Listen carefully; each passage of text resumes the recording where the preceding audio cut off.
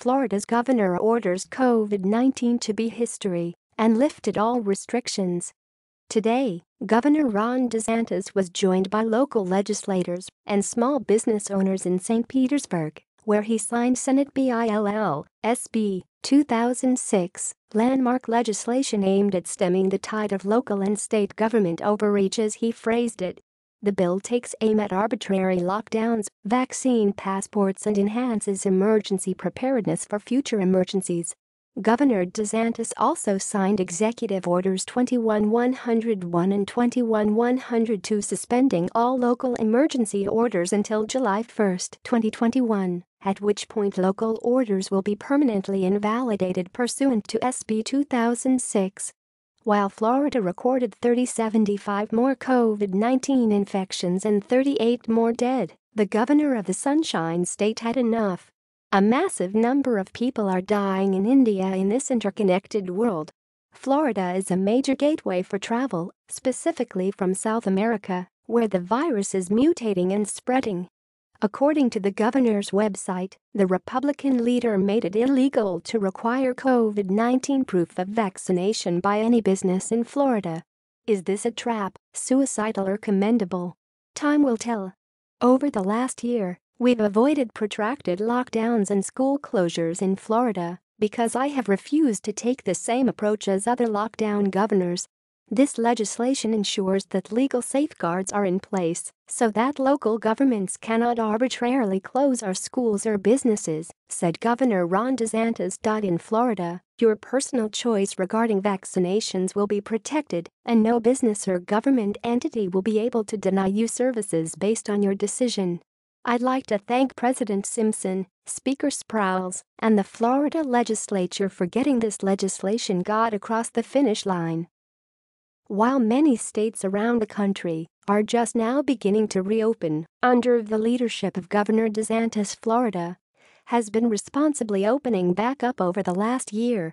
Our economy is bouncing back stronger than anyone could have imagined as more and more people flee high-tax, high-regulation states and chose the freedom we have here in Florida, said Senate President Wilton Simpson. This legislation codifies the actions our governor took over the last year to respond to the pandemic, from our state stockpile to a dedicated emergency fund. It also protects us from the government overreach we have seen in other states. We have made it a mission in Florida to be ready for whatever disaster comes our way. Nobody could have predicted we would face a global pandemic such as this, but this session we looked at every aspect of the pandemic to determine how we can best be prepared for the threat of tomorrow.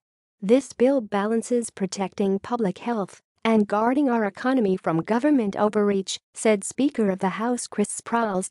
I applaud Governor DeSantis for doing what was necessary, despite the cries of critics and naysayers, to ensure Florida remained healthy and strong. If there is one thing that this pandemic has taught us, it is that Florida continues to be the example of how to govern during these unprecedented times. Leaders like Governor Ron DeSantis, President Wilton Simpson, and Speaker Chris Sprowls are the reason that vaccines are widely available, our businesses are back open, and we continue to head down the path of normalcy again. The passing and signing of SB 2006 codifies many of the lessons learned from the ongoing pandemic.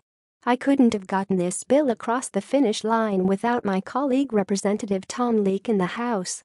There is still work that needs to be done, and I look forward to marching towards a better, safer future, said Senator Danny Burgess. This legislation strikes the appropriate balance between protecting one's safety and one's personal liberty, said Representative Tom Leake.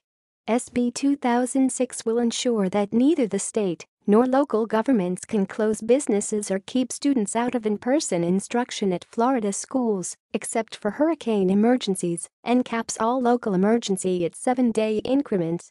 The legislation also allows the governor of Florida to invalidate a local emergency order if it unnecessarily restricts individual rights or liberties. The bill also improves Florida's emergency planning for future public health emergencies by adding personal protective equipment and other public health supplies to the inventory of the Florida Division of Emergency Management. Additionally, the legislation codifies the prohibition of COVID-19 vaccine passports. Governor DeSantis enacted this prohibition through an executive order last month, blocking any business or government entity from requiring proof of COVID-19 vaccination.